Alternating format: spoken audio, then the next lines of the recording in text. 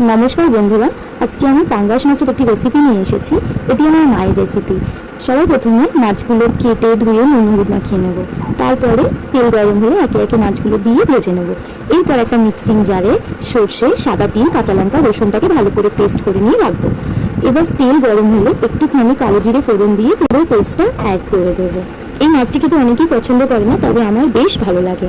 এবার আমরা এখানে একটু ফ্যাটানো টক দই অ্যাড করব। এই রান্নাটি পুরো দই আর তেলেই হবে, জল অ্যাড হয় না। এরপরে একে একে নুন, মিষ্টি, হলুদ, লঙ্কার গুঁড়োটা আমি দিয়েছি, আপনারা চাইলে নাও দিতে পারেন।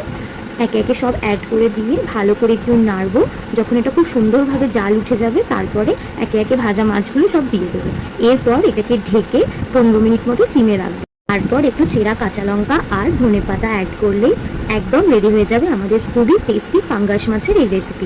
বন্ধুরা, এই প্রথমবার বাংলায় ভিডিও বানালাম। ভিডিওটা কেমন লাগলো অবশ্যই